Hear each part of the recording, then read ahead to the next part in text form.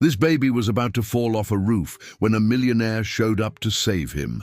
However, before everything ended well, the millionaire slipped and something shocking happened. Comment what you think will happen and subscribe to the channel. To support my work.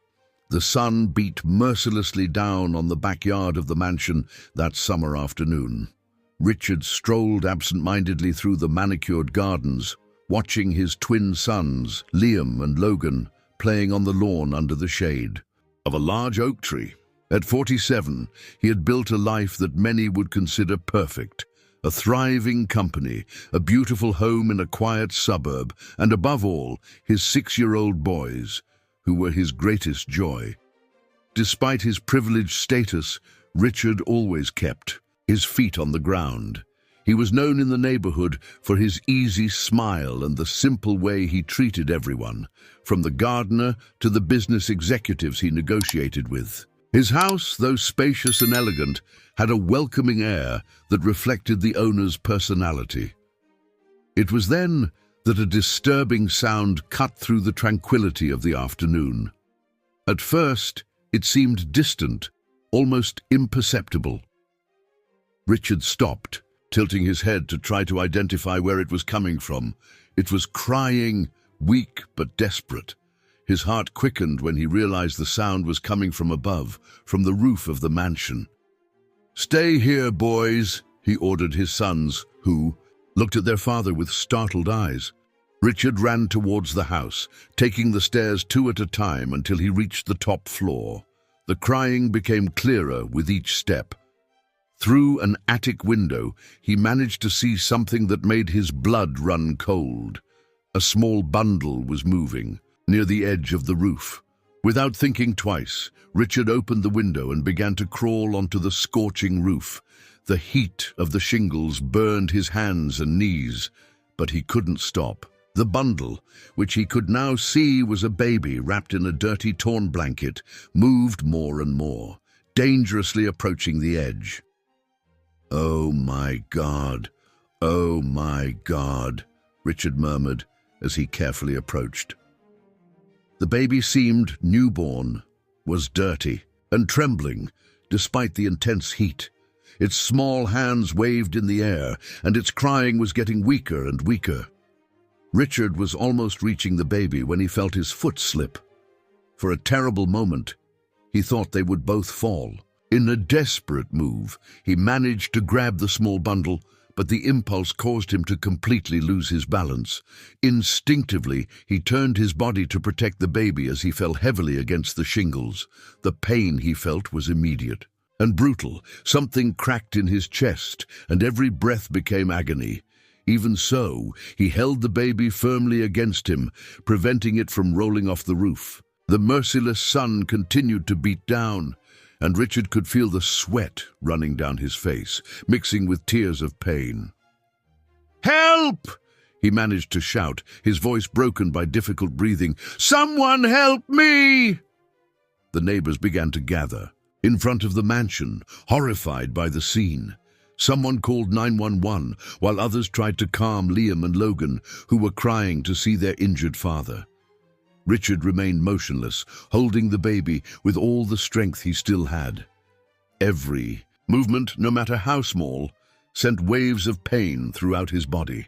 The little being in his arms had stopped crying and was now just trembling slightly. "Hold on tight, little one," Richard whispered, feeling his consciousness waver due to the intense pain. "I won't let you fall. I promise." The minutes that followed seemed like an eternity. Richard could hear voices and movement below, but everything seemed distant, as if he were submerged. The heat of the roof was unbearable, and the pain in his chest worsened with each breath. Still, he did not loosen his protective grip around the baby for even a second. When the firefighters finally arrived, Richard was on the verge of exhaustion. His back burned from prolonged contact with the hot shingles, and he could barely keep his eyes open. Carefully, the firefighters managed to rescue the baby first, and then Richard himself. As he was placed on the stretcher, his last vision before losing consciousness was of the small bundle being rushed to an ambulance. He didn't know then, but that moment of courage would change his life forever. And not necessarily in the way he expected. What Richard didn't imagine was that, while he was being taken to the hospital amid the piercing pain of his broken ribs, someone was watching everything from afar with a malicious smile on their lips. That was just the beginning of a meticulously orchestrated plan to destroy his life. The hospital room was silent, except for the constant beep of the heart monitors. Richard opened his eyes slowly, feeling every inch of his body protest. The two broken ribs made every breath feel like a small torture. Beside him, Liam and Logan slept curled up in an armchair, exhausted after hours of worry for their father. The nurse quietly entered the room, checking his vital signs. "How is the baby?" Richard asked, his voice hoarse and weak. The nurse hesitated for a moment before answering. "It's in the neonatal ICU, arrived with hypothermia and severe malnutrition. The doctors are doing their best, but—" Richard closed his eyes, feeling the weight of those words. The little being he had rescued was fighting for its life, and he didn't even know how that helpless creature had ended up on his roof. The next morning brought not only physical pain, but also the beginning of a nightmare that Richard could never have imagined. His son Liam ran into the room, waving a tablet. Dad, you're on TV, the boy shouted, but his little face showed confusion and fear, not excitement. The local news report made Richard's blood run cold. On the screen, a middle-aged woman, with hard eyes and a bitter expression, spoke with conviction. "I saw everything. Mr. Richard threw that baby on the roof on purpose. He has a history of violence that no one knows about. It was Eunice, his former housekeeper, who had been fired months earlier after being caught stealing family jewelry." Richard could hardly believe what he was seeing. The woman gestured dramatically, artificial tears streaming down her face as she invented sordid details about his alleged aggressive behavior. "He has that kind appearance, but I've seen him beating stray dogs," Eunice continued, each word a stab in Richard's heart. "That baby only survived because the neighbors saw it. I'm sure the intention was different." Richard's cell phone began to ring incessantly. Messages from clients, friends, and acquaintances flooded his inbox. Some asking if it was true, others already condemning him without a chance to defend himself. In a matter of hours, his reputation, built over years of honest work and sincere relationships, began to crumble. The doctors had recommended absolute rest because of the broken ribs. But Richard couldn't stay still. He sat up in bed, ignoring the throbbing pain. "Dad, lie down," Liam pleaded, his little eyes full of worry. "The doctor said you can't get up." "Everything's fine, son," Richard lied, trying to smile to reassure the boy. But nothing was fine. His phone kept ringing, now with calls from the police. An investigation would be opened to investigate Eunice's accusations. The afternoon brought more reporters, who gathered at the entrance of the hospital. Richard could hear the buzz outside, the excited voices discussing whether he was a hero or a monster. How could anyone believe that he would be capable of hurting a child? He who dedicated his life to his sons, who always treated everyone with respect and dignity. "Mr. Richard," a social worker entered the room, her face serious and professional. "We need to talk about your children." His heart stopped for a moment. "What do you mean?" he asked, already feeling the panic grow. "During the investigation, it will be necessary to assess whether the children are safe in your care," she explained, consulting a clipboard. "It's standard procedure in cases like this." Richard felt like he had been punched in the stomach. His sons. They wanted to take his sons away? "No," he murmured, trying to get up again. "You can't do that. My boys, they need me." Liam and Logan, realizing the seriousness of the situation, began to cry. "I don't want to leave, Dad," Logan sobbed, clinging to the hospital bed. The social worker tried to maintain her composure, but her discomfort with the scene was visible. It was at that moment that Sarah, his neighbor of years and occasional babysitter for the twins, entered the room. She had taken care of the boys overnight at the hospital and now watched the scene with horror. "I'll take care of them," she declared, firmly. "I've known this family for years. These children are not leaving here." The social worker hesitated, assessing the situation. Finally, she agreed that the boys could stay in Sarah's care temporarily, as long as they were kept close to their father in the hospital. It was a small victory amidst the chaos that was setting in, but the day still held more blows. At night, when the boys finally fell asleep, Richard turned on the television, only to see his face plastered across all the channels.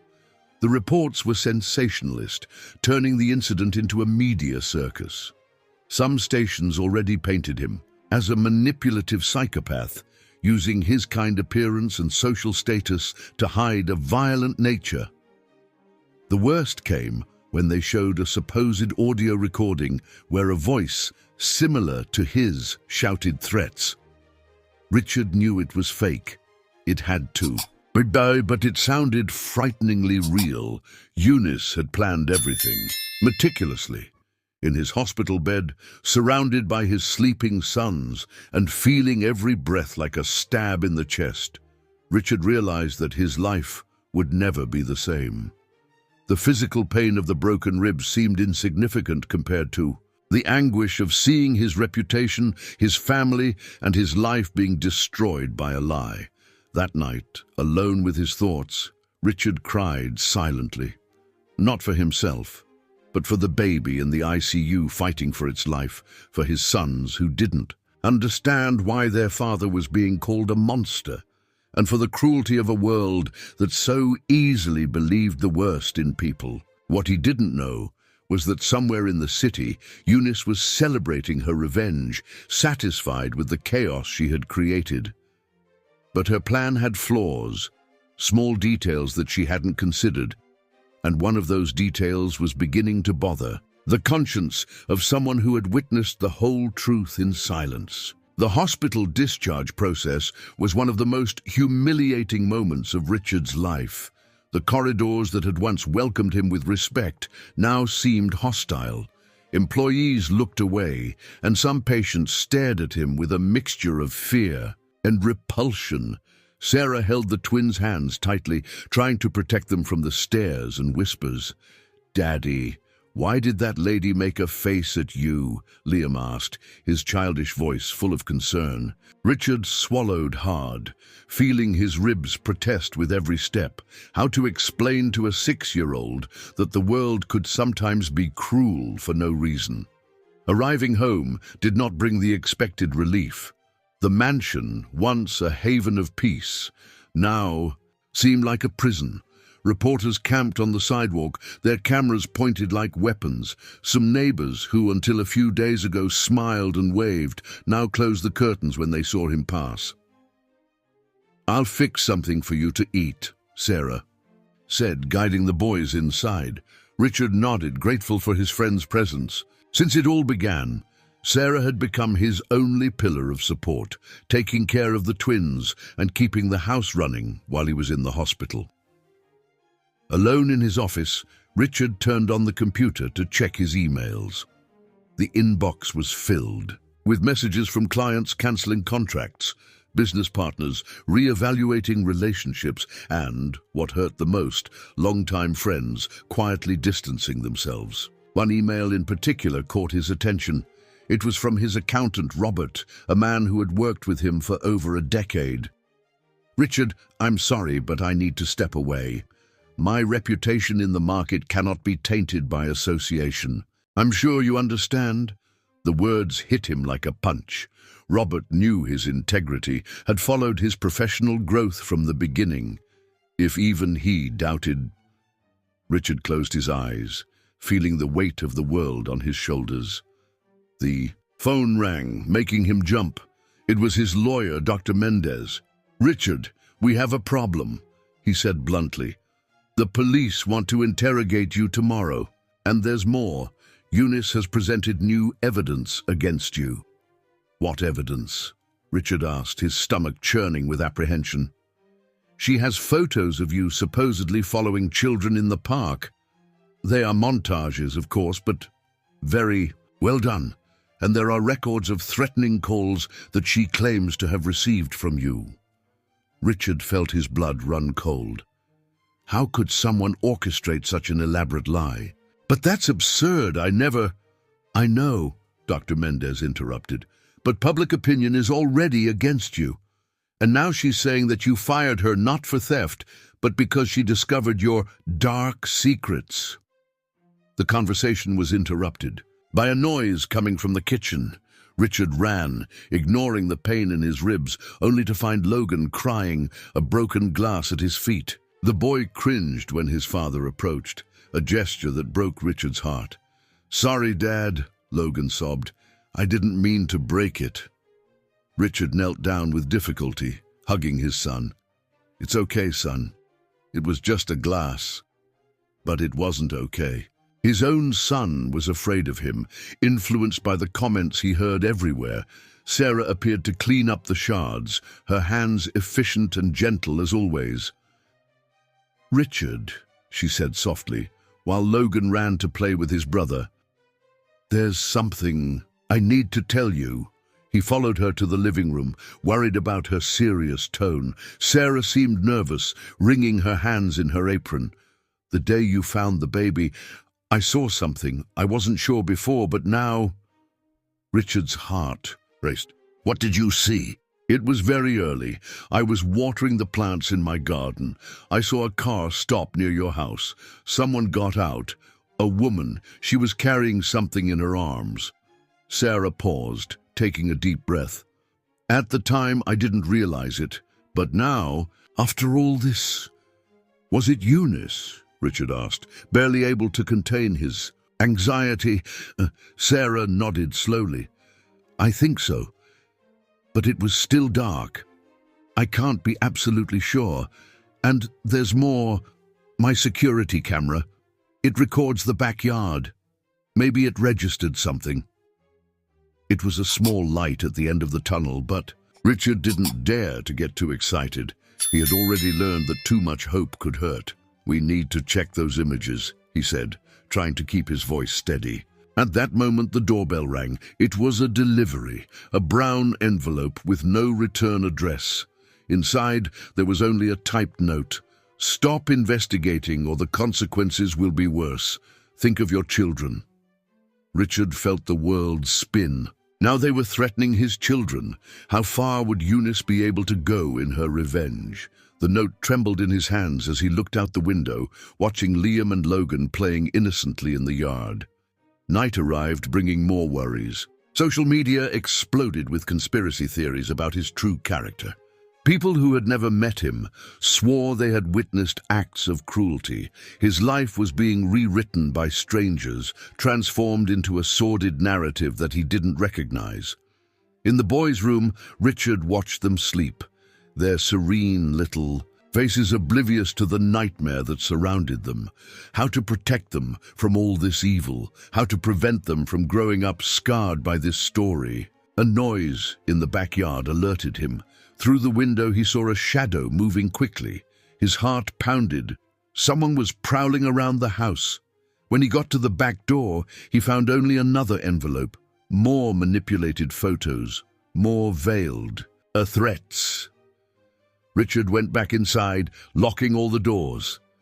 Fear was now his constant companion. Fear for his children. Fear for the future. Fear that the truth would never come to light. In his room, he picked up the picture frame with the photo of the twins on the day they were born. They were so small, so vulnerable, like that baby he had found on the roof. The baby. With all the confusion, he hadn't been able to get news about him.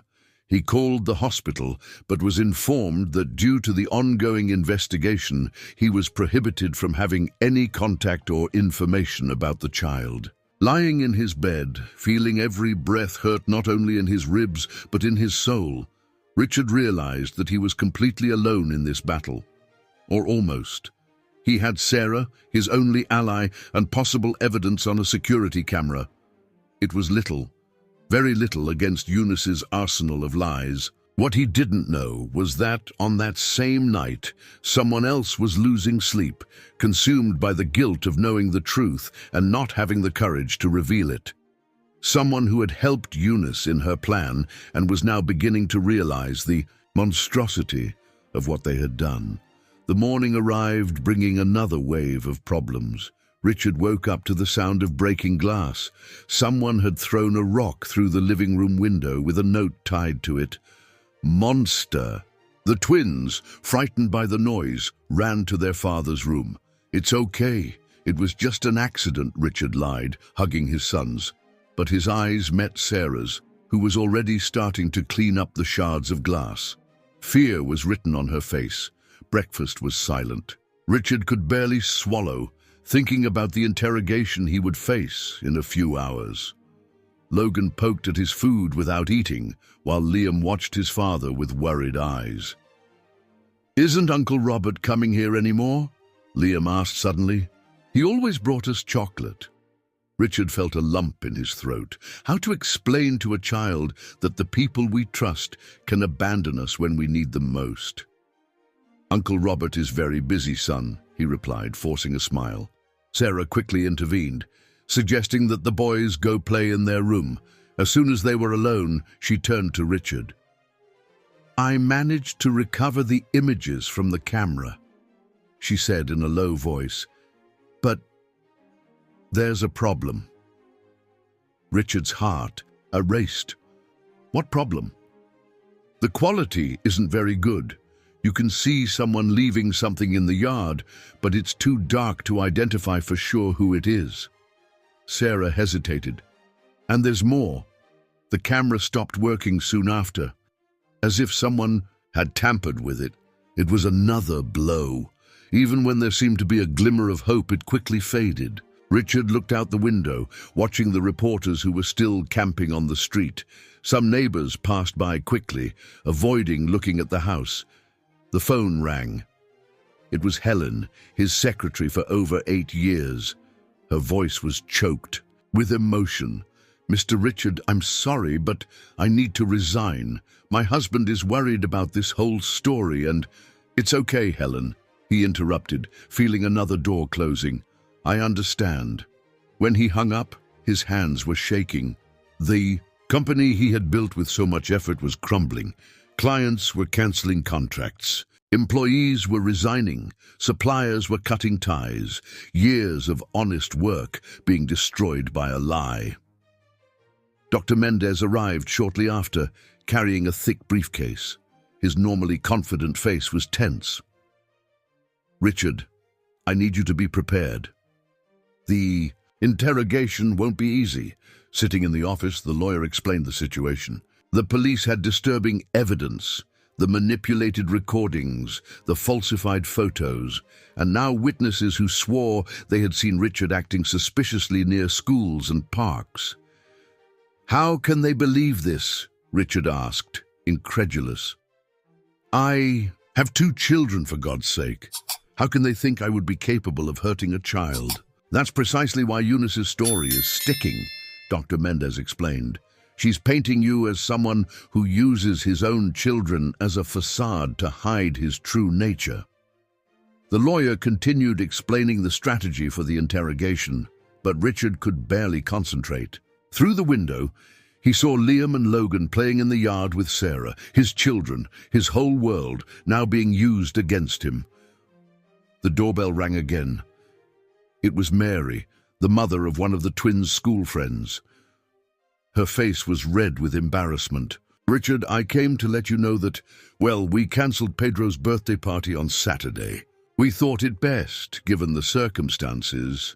Richard understood the message. His children were being punished for something he supposedly had done. First, the father's friends distanced themselves. Now it was the boys' friends who were forbidden from approaching. When Mary left, Richard couldn't take it anymore. He sat on the stairs and cried, letting all the frustration and anger out. Sarah approached silently, placing a hand on his shoulder. "You know what hurts the most?" he said, between sobs. "Seeing my children suffering for something I didn't do. Seeing everyone believing I'm a monster, when all I did was try to save that baby." Sarah squeezed his shoulder. "I believe in you, Richard, and we're going to prove your innocence." But how? The evidence against him multiplied every day. Eunice seemed to have thought of every detail, creating a web of lies so well crafted that even people who had known him for years were beginning to doubt him. In the afternoon, before the interrogation, Richard gathered his children. He needed to prepare them for what might happen. "Dad needs to go out for a few hours," he explained, trying to keep his voice steady. "Aunt Sarah will stay with you." "You're coming back, right?" Logan asked, his little eyes full of fear. Richard felt his heart break. "Of course I am, son. I'll always come back to you." But could he keep that promise? Dr. Mendez had warned that depending on the course of the interrogation, they might ask for his pre-trial detention. The idea of being separated from his children was unbearable. On the way to the police station, Richard watched the city through the car window. The streets seemed different now, hostile. On every corner he imagined seeing someone watching him, judging him, condemning him. "Remember," Dr. Mendez said as they parked, "stay calm. Don't let them provoke you. The more agitated you get, the more guilty you will seem." Richard nodded, taking a deep breath despite the pain in his ribs. As he walked into the police station, he felt all eyes on him. Some officers whispered, others stared at him openly, with contempt. What he didn't know was that at that very moment, in a small apartment on the other side of town, someone was making a decision that would change the course of this whole story. Someone who could no longer bear the weight of the truth. The interrogation room was small and stuffy. Richard sat down in the cold metal chair, feeling every muscle in his body tense. Detective Martinez, a middle-aged man with tired eyes, placed a thick folder on the table between them. "Mr. Richard," he began, his voice monotone, "let's start from the beginning. Why did you decide to climb onto the roof that day?" The question, seemingly simple, carried a trap. Richard could feel it. Beside him, Dr. Mendez made a discreet gesture, reminding him to keep calm. "I heard crying," Richard replied, keeping his voice steady. "A baby's cry coming from the roof. Anyone would have gone up to check." The detective leafed through some papers. "Interesting, because according to Ms. Eunice, you already knew the baby was there. In fact, she claims she saw you placing the child on the roof the night before." Richard felt his blood boil. "That's a lie. How could she have seen something like that if she wasn't even working at my house anymore?" "She said she was passing by the street, worried about rumors about your suspicious behavior," Martinez continued, ignoring Richard's indignation. "It's not the first time we've received complaints about you." Dr. Mendez intervened quickly. "What? Complaints? My client has a clean record." The detective pulled more papers from the folder. "We have here records of several anonymous calls in recent months. People reporting inappropriate behavior near schools, parks." "This is absurd!" Richard exploded, getting up. The pain in his ribs made him sit down again, panting. "Control yourself, Mr. Richard," Martinez warned, a glint of satisfaction in his eyes. "This kind of temper only confirms what the witnesses say about you." The interrogation continued for hours. Each question seemed like a trap. Each answer was distorted to look like a confession. Richard felt exhausted physically and emotionally. "And what about the baby?" he asked finally. "How is he?" "You are not authorized to receive information about the child," the detective replied dryly. "But I can say that his condition is serious. If something happens to him, the charges against you will be much more serious." When they were finally released, it was already night. In the police station parking lot, Dr. Mendez held Richard's arm. "That was bad," he said, worried. "They have more evidence than we imagined. Someone worked hard to build this case against you." Richard leaned against the car, feeling the weight of the world on his shoulders. How did Eunice manage to do all this? The anonymous calls, the witnesses, the false evidence. It seems she had help. She probably did, the lawyer agreed. But who and why? On the way home, Richard received a message from Sarah. His heart froze as he read, "Come quickly. Something happened to the boys." Panic took over him. He asked Dr. Mendez to speed up, imagining 1,000 terrible scenarios. When they arrived, they found police cars in front of the mansion. "My children!" Richard shouted, running inside despite the pain. "Liam! Logan!" Sarah came to meet him, crying. "Someone entered their room," she explained between sobs. "They didn't take anything, but they left this." She showed a sheet of paper. On it, newspaper clippings formed a sinister message. "Your children are next. Confess, or they pay." Richard staggered, feeling the ground disappear under his feet. The boys were huddled on the sofa, hugging each other, trembling with fear. A police officer was gently trying to gather their statements. "How did this happen?" Richard asked Sarah, his voice barely coming out. "I was preparing dinner," she replied, guilt in her voice. "The boys were playing in their room. It was just a moment, I swear. When I went up to call them..." Richard hugged his sons, feeling their little bodies tremble against his. "It's okay now," he murmured, more to himself than to them. "Dad is here." But it wasn't okay. The police officers were asking questions, taking photos, exchanging meaningful glances. Richard could feel that they suspected him, that they thought it was all staged. "Mr. Richard," one of the officers called, "we need to talk about protective measures for the children." His tone made it clear. They weren't there to protect the boys from him, but from him. Richard felt his world crumble even further. Dr. Mendez pulled Richard aside. "This is getting too dangerous," he whispered. "Maybe it's best if you step away for a while. Leave the children with someone you trust." "No," Richard interrupted. "I'm not abandoning my children. They've already lost their mother. I'm not going to leave them alone now."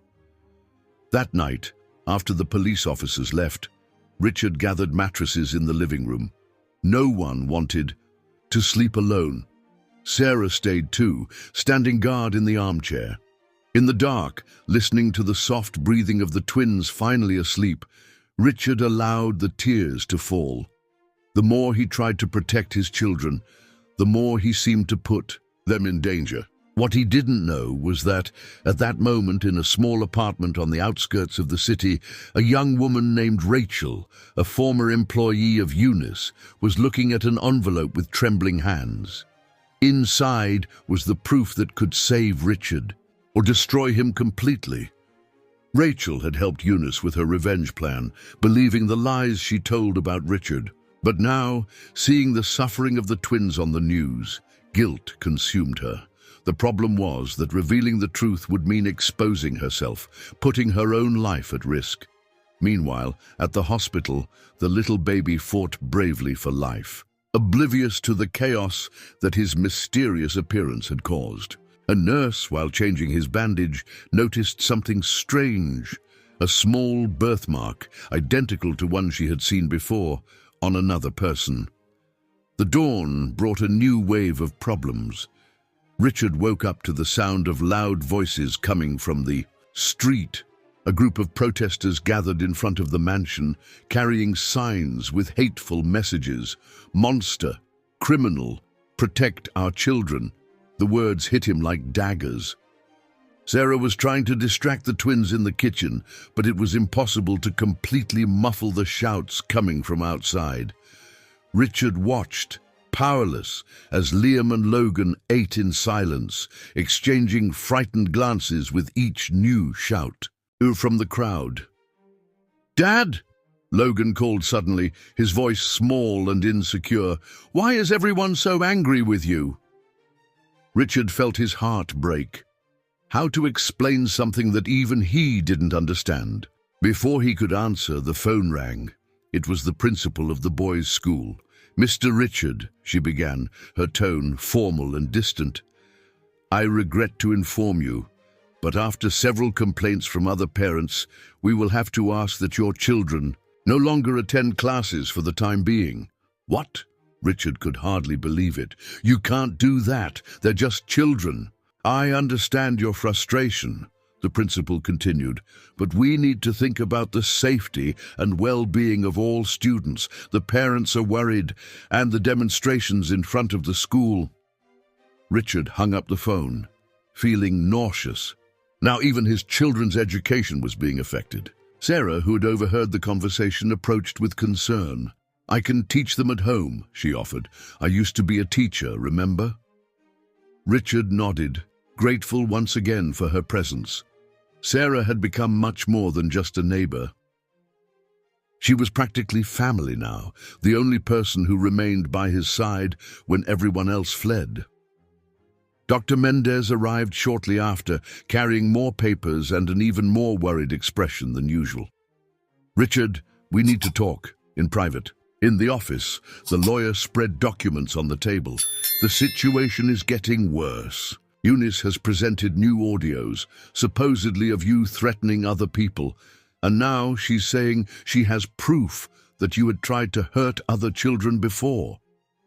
"But that's impossible," Richard protested. "How can she fabricate so much evidence?" "That's the problem," Dr. Mendez replied, running a hand through his graying hair. "The evidence is too good. Someone with a lot of knowledge and resources is helping her. The question is, who and why?" A sound of breaking glass interrupted the conversation. Someone had thrown a rock through the living room window. Richard ran to check on the boys, finding them huddled with Sarah, trembling with fear. "That's it," Richard decided. "I can't expose my children to this anymore. We need to get out of here." "And go where?" Sarah asked. "Your house is being watched 24 hours a day. If you try to leave with the children, they'll think you're running." She was right. They were trapped, like animals in a cage, exposed to the fury of a crowd that judged them without knowing the truth. Richard's cell phone vibrated with a message from an unknown number. "I know the truth about Eunice. Meet me tonight at Zelda's diner. Come alone." Richard showed the message to the lawyer, who immediately shook his head. "It could be a trap. You can't risk it." "But what if it isn't?" Richard argued. "What if it's someone who can really help?" Before they could discuss further, they heard a scream coming from the yard. Logan had gone out to play, and one of the protesters managed to jump over the wall. Richard ran, ignoring the pain in his ribs, his heart almost stopping as he saw a stranger approaching his son. "Get away from him!" Richard shouted, placing himself between the man and Logan. The protester, a young man with eyes full of rage, pushed Richard. "You monster! How can you hurt a baby?" he shouted, trying to land a punch on Richard. Sarah appeared running with Logan in her arms, while Dr. Mendez called the police.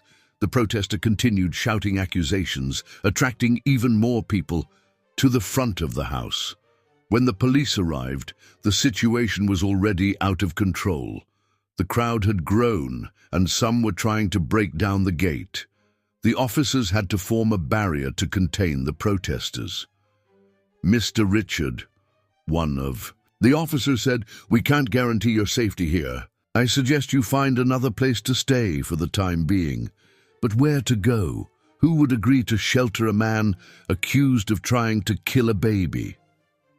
Richard looked at his children, who were watching everything with wide eyes of fear, and felt completely helpless. It was then that Sarah had an idea. "My sister has a house in the countryside, 2 hours from here.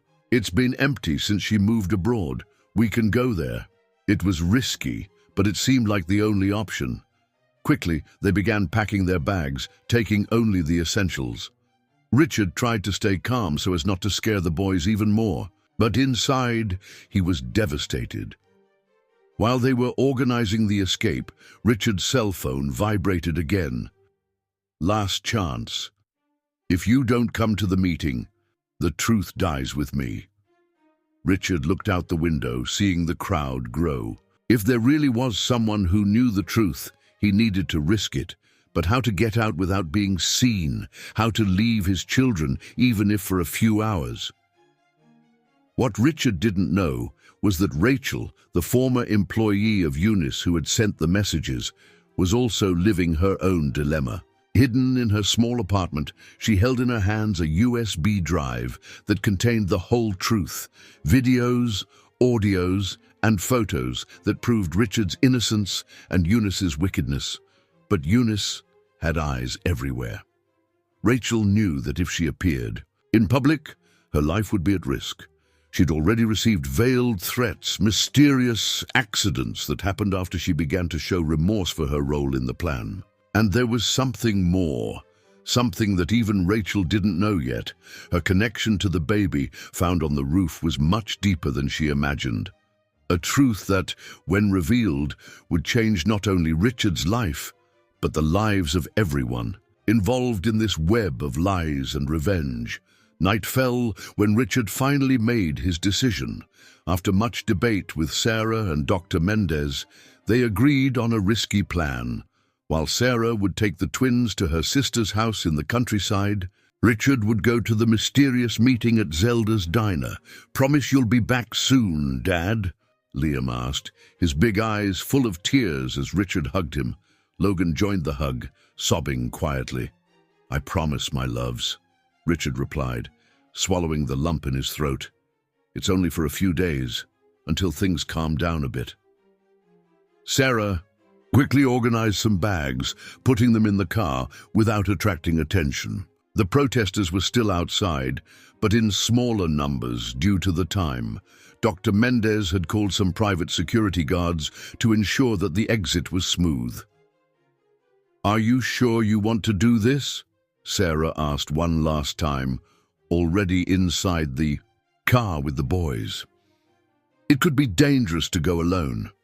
Richard nodded, trying to look more confident than he really was.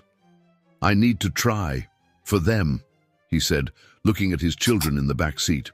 As Sarah's car disappeared into the night, taking his greatest treasures away, Richard felt a tightness in his chest that had nothing to do with his broken ribs. He was alone now, really alone.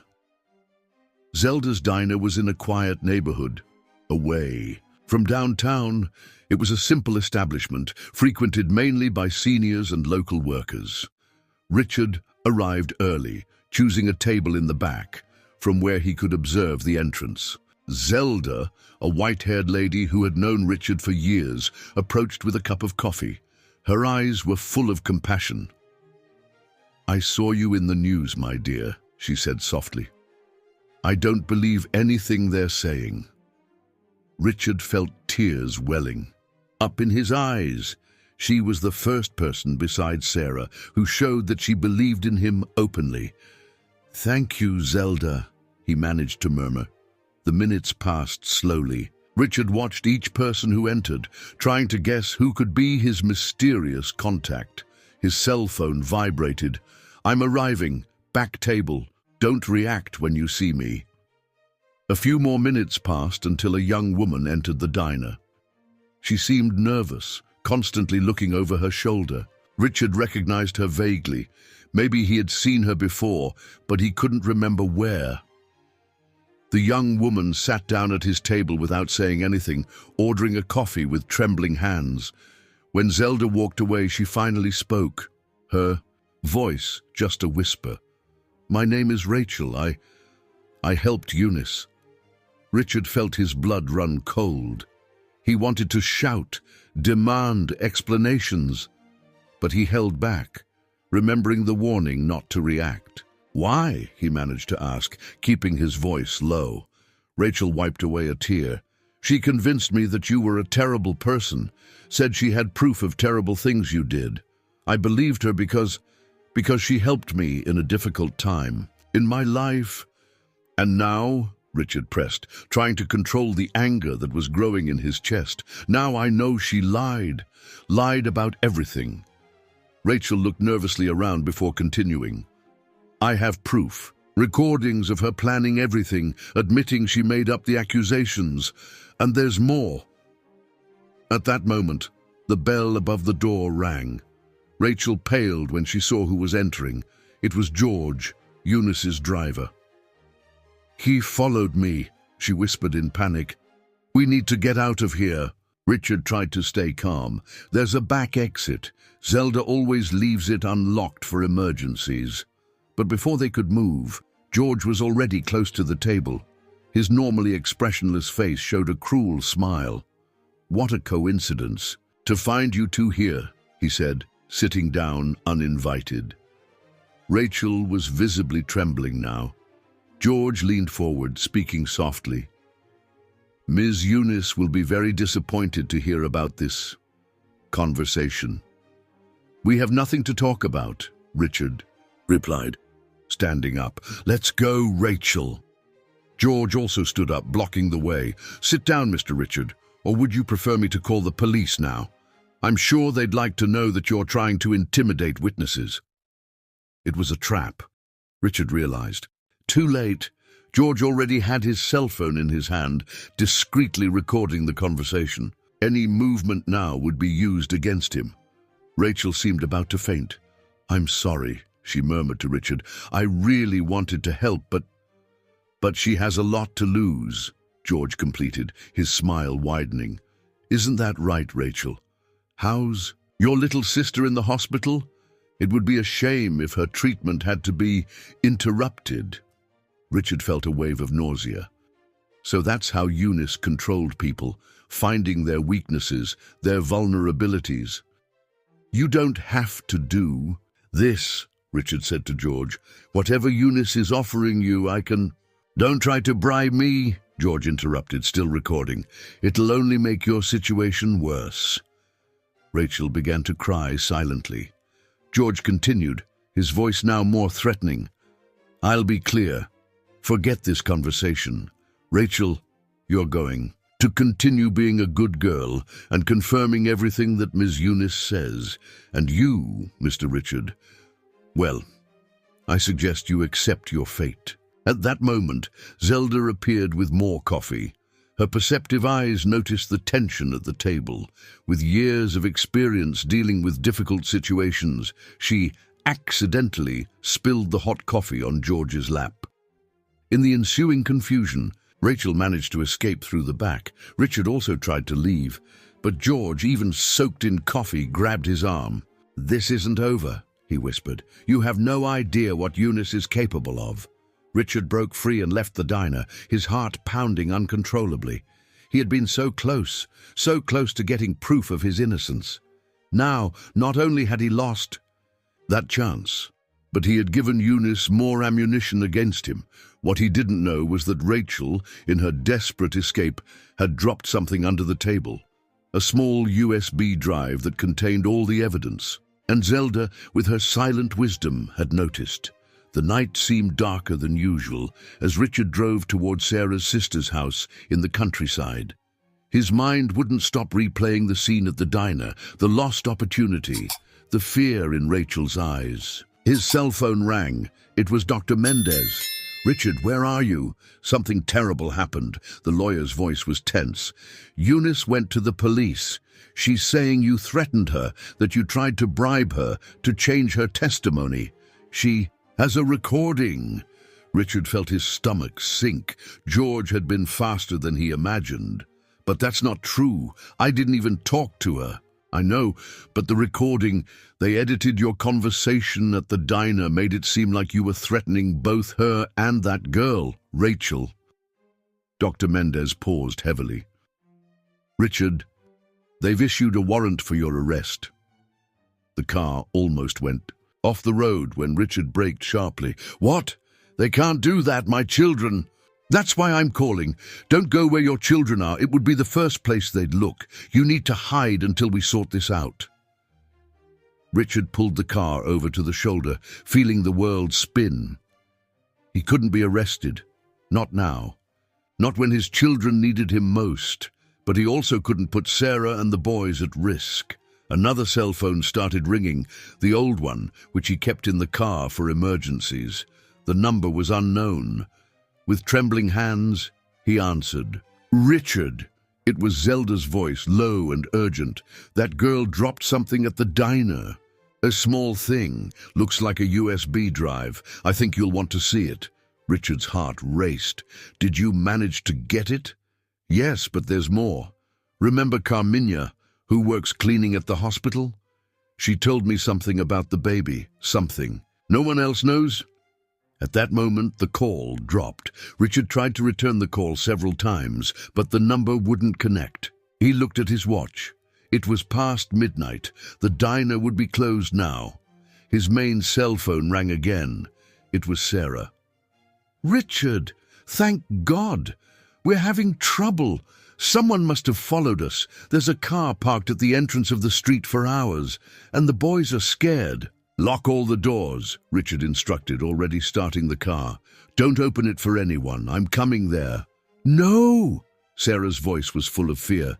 The police just called at your house. They know the boys are with me. If you come, they'll arrest you. Richard punched the steering wheel in frustration. He felt cornered, impotent. His children were scared, possibly in danger, and he couldn't do anything to protect them. Sarah, I need you to do something for me, he said, trying. To keep his voice steady, go to Zelda's diner early tomorrow morning. She has something important, a USB drive. Take it to Dr. Mendez. Don't trust anyone else. After hanging up, Richard stared at the dark road ahead. Where to go? Who could still help him? It was then that he remembered. Something that Rachel had said at the diner before George appeared. There was something else. Something she didn't have time to tell. The cell phone rang once more. It was an unknown number again. Mr. Richard. A female voice, hesitant. This is Nurse Louisa from the hospital. I know I shouldn't be calling, but something happened with the baby. Something you need to know. Richard gripped the steering wheel tightly. What is it? Is he okay? Yes, he's recovering. But we found something when we were doing the routine exams, a very specific birthmark, the same as Rachel's. The world seemed to stop for a moment. Rachel, what does she have to do with the baby?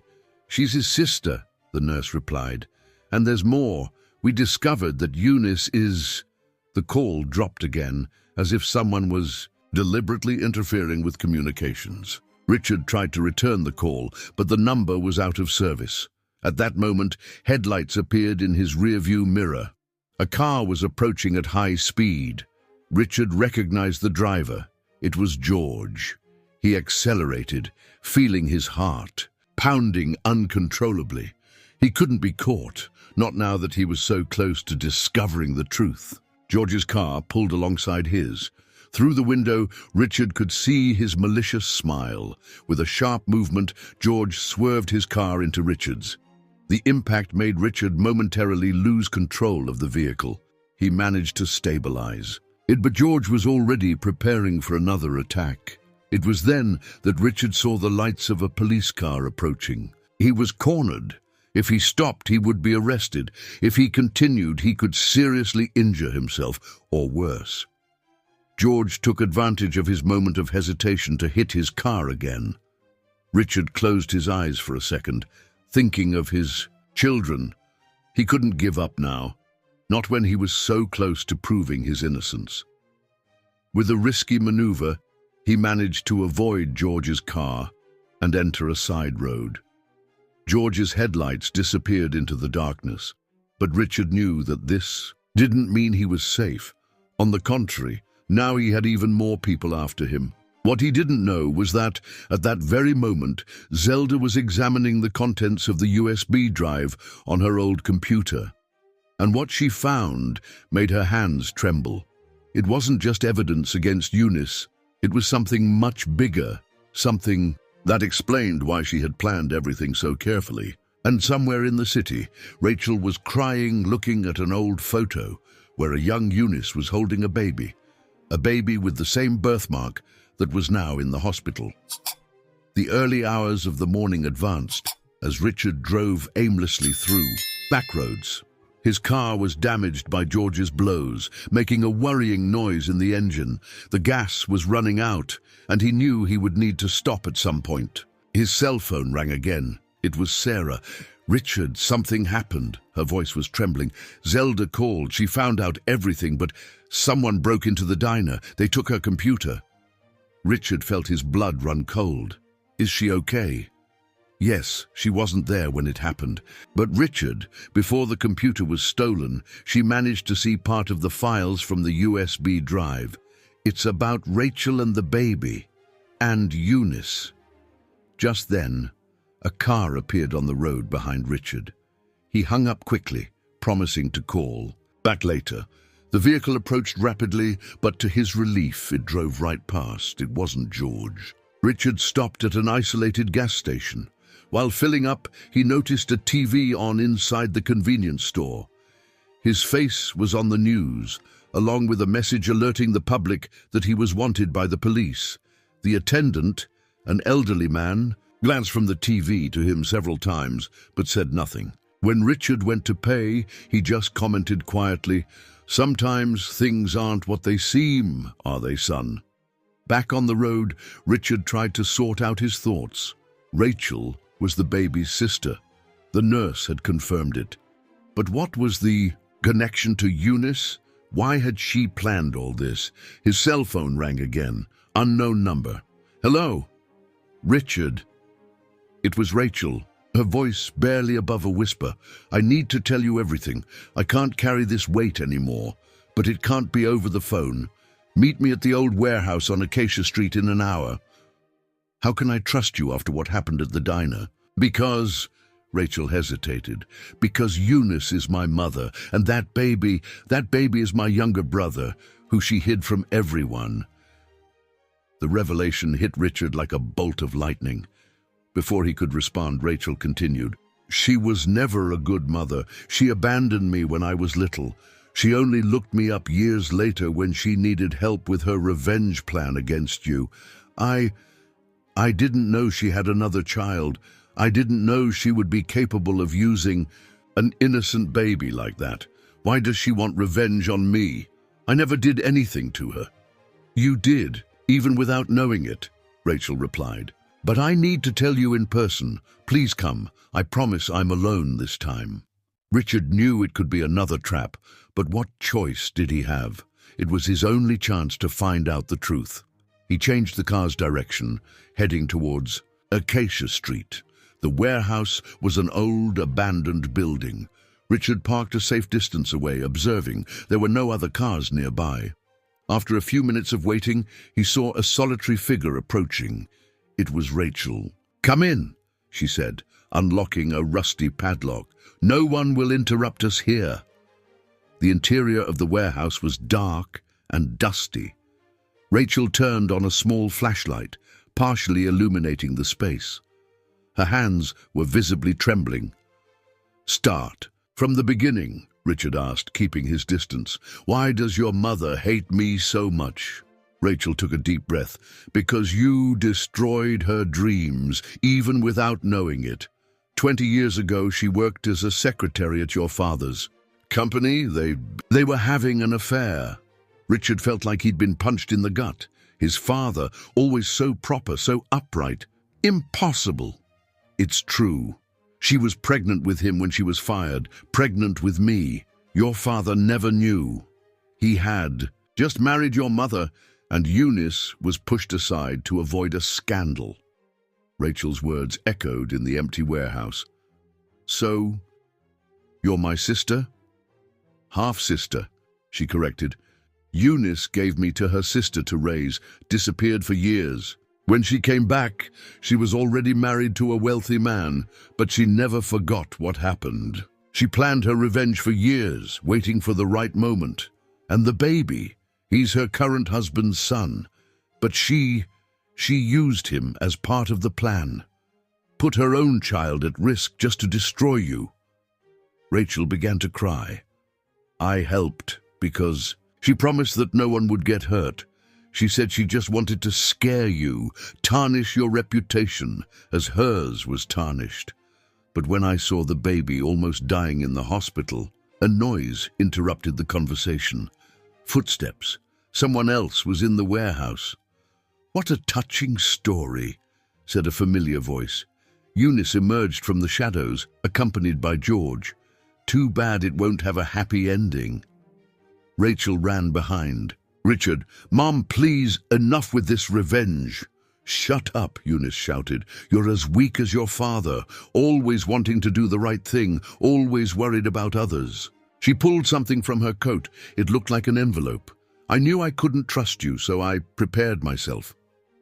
What kind of mother uses her own child to get revenge? Richard asked, his voice filled with contempt. The kind who had everything taken from her, Eunice replied. You think it was easy, watching your father build a perfect family while I raised his daughter alone? Seeing you grow up with all the privileges while Rachel had nothing? And that's why you almost killed an innocent baby. That baby was never in any real danger, she said with a cruel smile. George was always nearby, making sure nothing went wrong. It was all perfectly planned.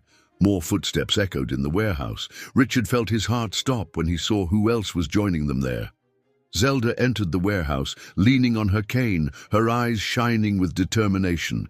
Enough of this madness, Eunice, she said, her voice firm despite her age. Eunice laughed, a cold, joyless sound. The nosy old woman! You should have stayed at your diner serving your cups of weak coffee. You may have stolen my computer, Zelda continued, taking another step forward, but you didn't take everything. I have something very interesting here with me. She pulled a yellowed envelope from her coat pocket. Eunice's smile faltered for a moment. What is that? Letters, Zelda replied.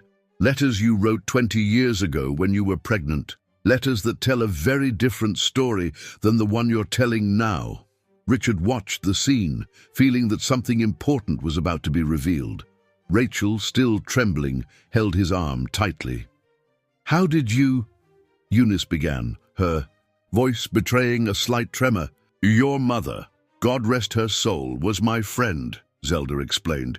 She kept all your letters. She gave them to me before she died, saying that one day they might be needed to tell the truth. George took a step towards the old woman, but Eunice stopped him with a gesture. Her eyes were fixed on the envelope. The truth, Zelda continued, is that you were never abandoned. You were the one who wanted to leave. Richard's father offered help, wanted to take responsibility for the child, but you refused. You said you had bigger plans, that you didn't want to be stuck in a small town. Rachel released Richard's arm, looking at her mother with a new understanding. Is that true?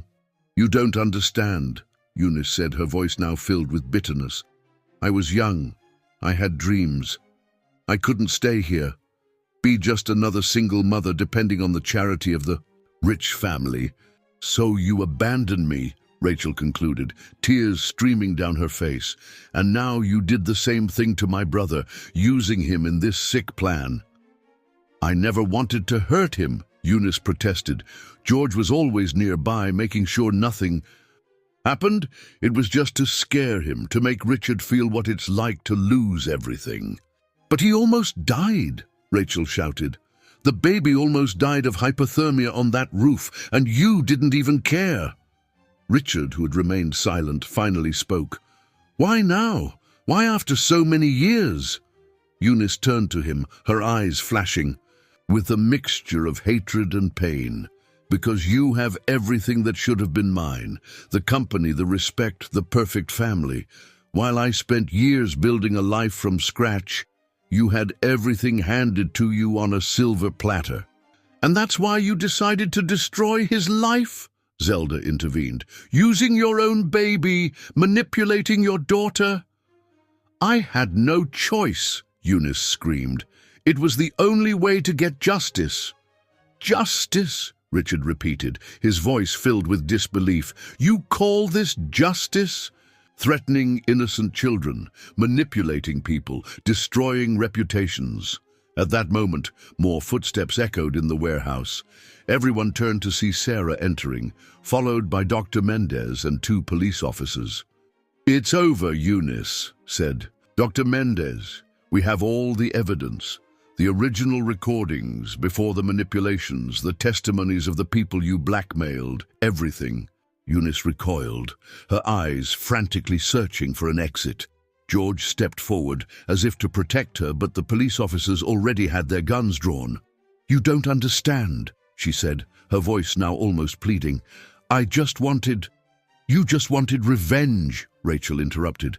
"And you used all of us to get it, even your own baby." The police officers approached to make the arrest. Eunice did not resist, but her gaze when she passed Richard was filled with a hatred that seemed capable of burning. "This isn't over," she whispered.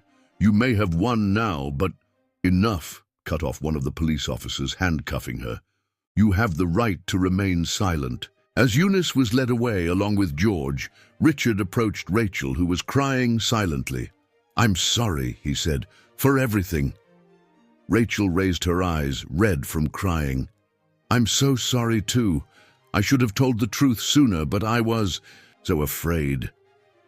"The important thing is that it's over now," said Sarah, putting an arm around Rachel's shoulders. "You did the right thing in the end." Dr. Mendez approached Richard. "All charges against you will be dropped. We've already spoken with the press. They'll publish the truth tomorrow." Richard nodded, but his thoughts were already elsewhere. "My kids, they're safe," Sarah assured him, and eager to see their dad.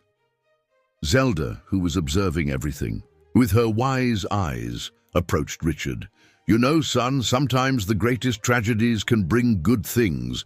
You discovered a sister, even if in the worst circumstances." Richard looked at Rachel, who returned the look shyly. It was true. They were family, united by blood, and now also by the shared experience of surviving Eunice's revenge. But there was still a pending issue, something that no one had mentioned yet. Richard turned to Dr. Mendez. "What about the baby? What's going to happen to him?" The lawyer exchanged a meaningful glance with Rachel before answering. "The hospital." Waiting room was quiet that morning. Richard, Rachel, and Sarah awaited news about the baby, who was still hospitalized. The last 24 hours had been intense. The arrest of Eunice, the revelation of the whole truth, the withdrawal of charges against Richard. "Are you the father?" asked the nurse, entering the room with a clipboard. Richard looked at Rachel, who nodded. "Slightly." "No," he replied, "but we're family." The nurse smiled.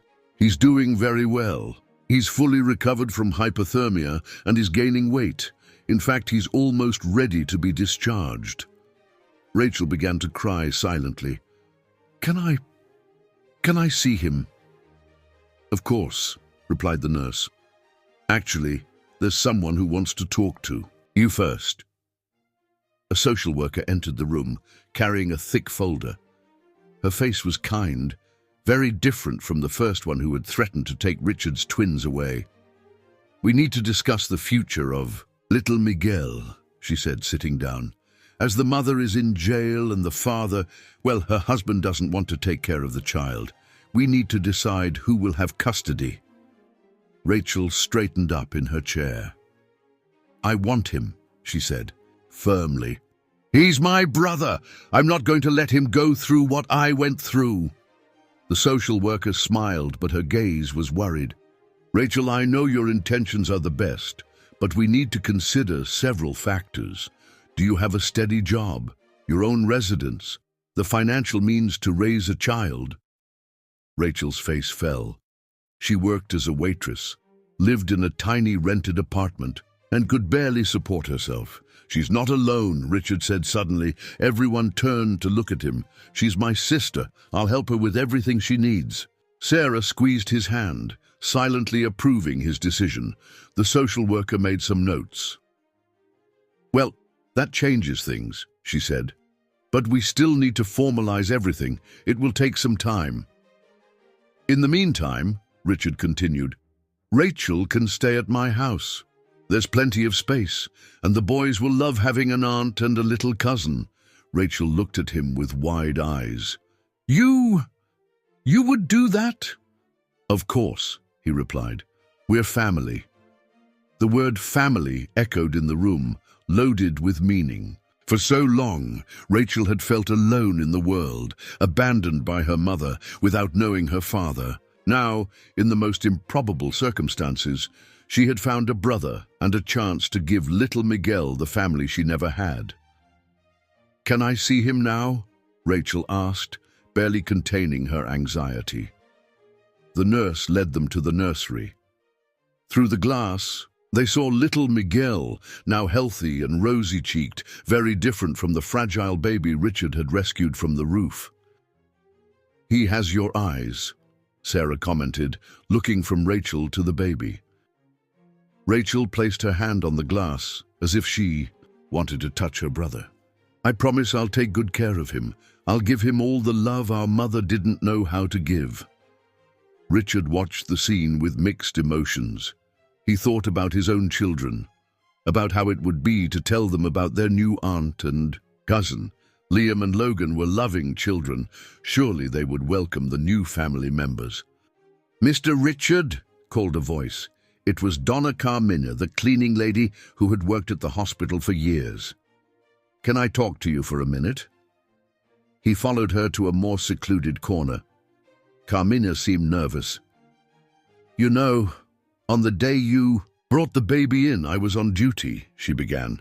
"I saw something strange, a woman looking like Eunice talking to one of the doctors. She handed him an envelope, and then he changed the baby's chart." Richard frowned. "Changed it how?"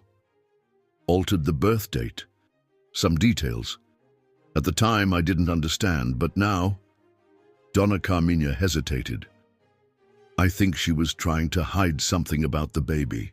Before Richard could ask more, they heard a commotion coming from the nursery. Rachel had been allowed to enter and now held Miguel for the first time.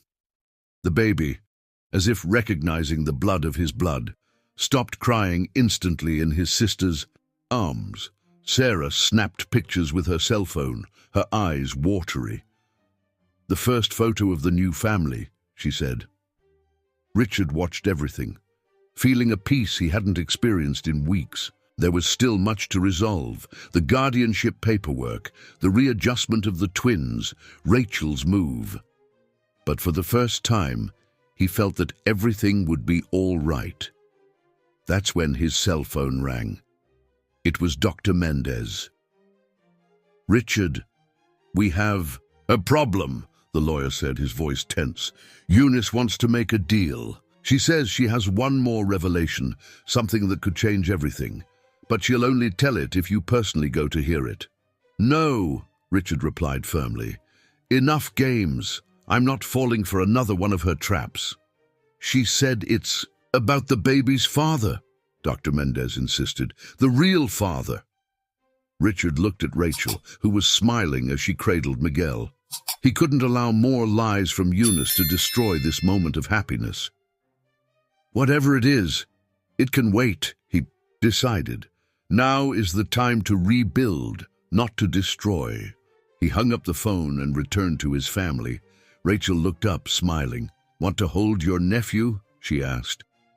Richard took little Miguel in his arms, marveling at how something so terrible had resulted in something so precious. The baby gripped his finger tightly as he had that day on the roof. "Welcome to the family, little one," he whispered. What Richard didn't know was that in her cell, Eunice was smiling alone. She still had one last secret, a final card that could shake the foundations of this new family that was beginning to form. A week had passed since Miguel was discharged from the hospital. Richard's mansion, once silent and somber, was now full of life. Rachel occupied the guest room with the baby, and the twins were delighted with their new cousin. "Look, Dad, he smiled at me," exclaimed Liam, leaning over the crib that Richard had bought in a hurry.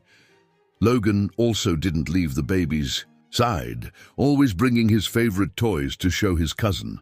Sarah spent more time at the house now, helping Rachel adapt to the new routine. "I never thought I'd have a family like this," Rachel commented one night after the children were already asleep. She and Richard were talking on the porch, enjoying the gentle breeze. It was always just me, trying to survive, trying to understand why my mother didn't love me. Richard looked at his sister with affection. In a few days, he had already developed a strong, protective instinct towards her. "Now you have an annoying brother to meddle in your life," he joked. Rachel smiled, but her eyes soon became serious. "Richard, there's something I need to tell you about what Donna Carmina said, about Miguel's altered chart." Richard felt his heart race. "What did you find out?"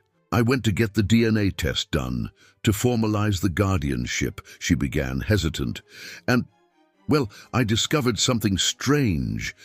Miguel's blood type doesn't match Eunice's husband's. In fact, it doesn't even match hers." "What do you mean?" "It's impossible for him to be their son. And there's more.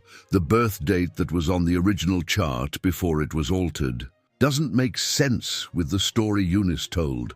Richard frowned, trying to process the information. "So Miguel isn't her son. But what about the birthmark identical to yours?" "That's the strangest thing," Rachel continued. "The mark is identical, as if it were hereditary. But if he's not her son—" They were interrupted by Miguel's crying. Rachel got up to attend to her brother, leaving Richard lost in thought. There was something in this story that didn't add up. The next morning, Dr. Mendez showed up unannounced. His face was more serious than usual. "We need to talk," he said, entering Richard's office. "Eunice sent this." He held out a sealed envelope. Richard took the envelope reluctantly. Inside, there was only a piece of paper with a sentence. "Ask your mother about March 15th, 1995. "What does this mean?" Richard asked, confused. "I don't know," replied the lawyer. "But she insists it's important. She said your mother has the answer to everything." Richard hadn't seen his mother in years. She had moved abroad after his father died, maintaining only occasional contact by phone. The date mentioned meant nothing to him. "I'm going to call her," he decided. But before he could pick up the phone, Sarah ran into the office. "Richard, come quickly. Something's wrong with Miguel." They rushed to the room, where Rachel was holding the baby in a panic. Miguel had a high fever, his little body trembling. "I've already called 911, Sarah said. The drive to the hospital was tense. Miguel worsened with each passing minute. His breathing labored. In the emergency room, the doctors took him immediately for tests. "He was doing so well," Rachel sobbed. "How did this happen?" The hours dragged on while they waited for news. Richard tried to comfort Rachel but felt equally distressed. He had become attached to his nephew more than he imagined possible. Finally, the doctor appeared. His face was grave. "We found something concerning in the tests," he said. "The baby has a rare genetic condition. We need the complete family medical history." Rachel paled. "But we don't have that. We don't know who the real father is, and apparently Eunice isn't even the mother." The doctor frowned. "That complicates things. The treatment he needs is specific, based on the genetic profile. Without this information—" Richard couldn't hear the rest. His mind was focused on the date that Eunice had mentioned. March 15th, 1995. Why would his mother have the answers? He picked up the phone and dialed the international number. After several rings, he heard the familiar voice. "Mom," he said, his voice trembling slightly, "I need you to tell me the truth about March 15th, 1995. There was a long silence on the other end of the line. When his mother finally spoke, her voice was filled with emotion. How did you find out about that date?" "Please, Mom, it's important. There's a life at stake." More silence. Then, "That was the day I lost your brother." Richard felt the world spin. "What brother?" "Your twin brother," she replied, her voice breaking. "He was born very weak. The doctors said he wouldn't survive. Your father, he didn't want you to grow up knowing about that loss. We decided never to talk about it." "Mom, Richard could barely form the words. That baby. Did he survive? I don't know, she replied. They took him away. They said he had died, but they never showed us the body. Richard looked at the door of the ICU, where Miguel was fighting for his life. The same rare genetic condition, the altered date on the chart. Was it possible? Just then, Zelda rushed into the waiting room carrying an old folder. I found it, she said, breathless. In the hospital files. The original birth certificate of the baby Eunice claimed was her son. The date is March 15th, 1995. Richard felt his legs weaken. The pieces of the puzzle were beginning to fit together, forming a picture he could hardly believe. But how? Asked Rachel, who had heard everything. How did Eunice manage to... Because she worked at this hospital back then, Zelda completed, as a nurse's aide in the maternity ward. Richard's world seemed to be collapsing as an unimaginable truth began to emerge. Miguel was not Eunice's son. He wasn't Rachel's brother. He was... The silence in the hospital hallway was deafening. Richard was sitting down, his head in his hands, trying to process the revelation he had just heard. Miguel was his twin brother. The baby everyone thought had died 28 years ago had survived, kept secret by Eunice all this time. How could she? Rachel murmured, her voice choked with tears. How can someone steal a baby and pretend he's their son? Zelda, who was still holding the old hospital documents, sat down beside them. In the files, I found more things.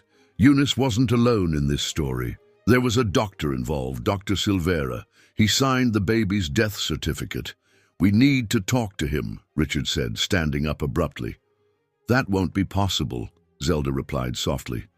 Dr. Silvera died 5 years ago. But she was interrupted by the arrival of the doctor who was caring for Miguel. His face was more relaxed now. We managed to stabilize the fever, he informed them. And now that we know the family history, we can start the appropriate treatment. The genetic condition he has is the same one that appears in your medical history, Mr. Richard. Richard felt tears in his eyes. Can I see him? The doctor nodded, guiding him to the ICU. Through the glass, Richard observed Miguel's small body, connected to monitors and tubes. His brother, his twin. All this time, and he never knew. Rachel approached, placing a hand on his shoulder. What do we do now? We need to hear the rest of the story, Richard replied. We need to know why Eunice did this. Dr. Mendez, who had left to make some calls, returned with news. I got authorization for you to visit Eunice in prison. She said she'll only talk to Richard and Rachel together. The drive to the prison was silent. Richard drove, his mind going over all the events of the last few months, the supposed revenge plan, the baby on the roof, the false accusations. Everything had been devised not for revenge, but to hide a much deeper truth. In prison, Eunice was waiting for them in the visiting room. She was thinner with deep dark circles under her eyes, but her eyes still maintained that calculating glint. You finally found out, she said when they sat down. There was no regret. In her voice, just a kind of tired relief.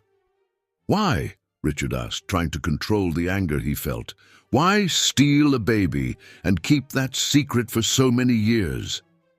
Eunice adjusted herself in the chair, her gaze lost in distant memories. You don't understand. Back then I had lost everything. The man I loved, my daughter, my job at the company. I worked as a nurse's aide, seeing happy families with their perfect babies every day. She paused, taking a deep breath. When you were born, Richard, I was on duty. I saw when they brought your brother, so small, so fragile. Dr. Silvera said he wouldn't survive the night, but I knew he was strong. I could see it in his eyes. So you stole him, accused Rachel, her voice trembling with anger. Not immediately, Eunice continued. First, I convinced Dr. Silvera not to declare the death. I said I knew a family that could legally adopt him. He agreed in exchange for money, of course, but I never intended to give the baby away. It was my chance to have something from the campus, something that no one could take from me. Richard felt his stomach churn. You stole my brother for revenge? In the beginning, yes, Eunice admitted. But then I really loved him. I raised Miguel as my son. I gave him everything I could. Even using him in your sick plan, accused Rachel. You put his life at risk on that roof. He was never in any real danger, Eunice protested. George was always nearby. The plan was for Richard to rescue him, to create a bond before the final revelation. The final revelation? Richard repeated, incredulous. You planned all this? The accusations, the persecution, all for what? Eunice smiled, a sad, empty smile. So that when the truth came out, you couldn't take him away from me. I would be the villain in the story, the man who tried to destroy a poor single mother. No one would believe you had a right to him. But it went wrong, said Rachel. Everything went wrong. Yes, Eunice sighed. You got in the way, daughter. You shouldn't. I've gotten involved. It was supposed to be just between me and Richard. Richard stood up, unable to continue listening. You destroyed so many lives for nothing. Miguel is my brother, and now he needs medical treatment. Treatment that you hid from him for all these years. He survived, Eunice shouted, standing up too. I kept him alive when everyone said he would die. And now? Rachel asked. What happens now? Eunice sat down again, suddenly looking very old and tired. Now you know the truth. Do what you want with it. When they left the prison, the sun was setting. Richard stopped the car at a viewpoint, needing a moment to breathe. It's a lot to process, Rachel said softly. Yeah, Richard agreed. And we still have to tell our mother, to the twins, to... He was interrupted by his cell phone ringing. It was Sarah. Richard, her voice was urgent. Miguel woke up. He's asking for his mother. The hospital room was illuminated by the soft glow of the sunset when Richard and Rachel arrived. Miguel was sitting in the crib, his big, curious eyes, watching everything around him. Sarah was holding his little hand, telling him stories to keep him distracted. How are we going to explain all this? Rachel whispered, standing in the doorway. He's just a baby. Richard took a deep breath. The truth was too complex even for adults to fully understand. How could they explain to a child that his entire life had been built on lies? At that moment, the twins ran into the room, bringing drawings they had made for their cousin. Richard watched as Liam and Logan proudly showed their work to Miguel, who laughed and clapped. Maybe, Sandra said softly, we don't need to explain everything now. Maybe we just need to love him and let him grow up knowing he has a family that adores him. A nurse came in to do the last exams of the day. It's incredible, she commented, checking the monitors. Since we started the correct treatment, the improvement has been extraordinary. It seems he just needed to find his real family. Richard approached the crib, and Miguel immediately reached out to him. It was such a natural, such a pure gesture that it brought tears to his eyes. He picked up his brother, feeling the little heart beating against his chest. Dad, called Logan, tugging on his pants. If Miguel isn't our cousin, then what is he? The innocent question made all the adults in the room hold their breath. Richard knelt down, still holding Miguel to be at his children's height. Miguel is my brother, he explained gently, which makes him your uncle, a very special uncle who will grow up with you. Like Peter Pan? Asked Liam, his eyes shining. Who never grows up? Richard smiled. Not exactly. Miguel will grow up, but he'll always be younger than me. We're twin brothers, but he got lost for a while. Now he's back with our family. The boys seemed to accept the explanation with the typical simplicity of children. Soon they were once again engrossed in showing their toys to Miguel. A week later, the day of the hospital, discharge finally arrived. The mansion had been completely adapted to receive its new resident. Richard transformed one of the rooms into a real nursery with the enthusiastic help of the twins. Rachel, who initially thought about moving out, decided to stay. "We're a family now," she said. "We all need each other." Richard's mother flew in from abroad as soon as she heard the truth. When she saw Miguel for the first time, she fell to her knees, sobbing. "My son," she repeated, hugging the baby, "my little miracle." The days turned into weeks and life found its new normal. Miguel adapted perfectly to the routine of the house, as if he had always belonged there. The twins were dedicated guardians of their baby uncle, as they affectionately called him. One afternoon, while everyone was gathered in the garden, Zelda appeared for a visit. She brought with her a yellowed envelope. "I found some more things in the hospital archives," she said, "letters that Eunice wrote to Miguel over the years. I think you should keep them for when he's older and wants to understand his story." Richard took the envelope carefully. "Do you think we should tell him everything one day?" "The truth always finds its way," Zelda replied wisely. "The important thing is that he grows up knowing he's loved. The rest time will take care of explaining." Rachel, who was playing with Miguel on the grass, called Richard. "Look, he's trying to walk." Everyone gathered to see Miguel take his first hesitant steps, holding Rachel's hands. His little bare feet touched the soft grass as he stumbled between the outstretched arms of the adults. "It's amazing," Sandra commented, "how life comes full circle. From a story that began with so much pain and lies, something so beautiful was born." Richard watched the scene with a full heart. His children running and laughing, Rachel finally finding her place in the world, his mother radiant with her recovered grandson, Sandra, and Zelda, who had become an indispensable part of that peculiar family. Miguel finally reached his arms, tired of so much effort. Nestling against his brother's chest, he yawned and closed his eyes, confident and safe. "You know," Richard said softly, "for a long time I thought I had everything: success, money, my wonderful children. But there was something missing that I didn't even know I was looking for."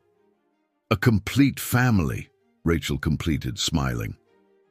The sun began to set, painting the sky with golden hues. In the garden of the mansion, now always full of life and laughter, an improvised family celebrated not only union, but the victory of love over hate, of truth over lies. Eunice, in her cell, received a photo a few weeks later. It showed Miguel, smiling, surrounded by his new family. Behind it, a simple message: "He's okay. He's where he should have always been." She kept the photo under her pillow, and for the first time in 28 years, she allowed herself to cry, not from anger or bitterness, but from relief. Her deepest secret had been revealed, and although she had lost everything, Miguel was finally where he belonged. And so, a story that began with a baby abandoned on a roof ended with a reconstituted family, proving that sometimes we need to get completely lost to find our true way back home. In the baby's room, now decorated, with stars that glowed in the dark, Richard often sat in the rocking chair with Miguel asleep in his arms. Sometimes, when the night was very quiet, he could feel that special connection that only twins have, a bond that not even 28 years of separation could break. "Welcome back, little brother," he whispered, kissing the baby's forehead. "This time, no one will separate us."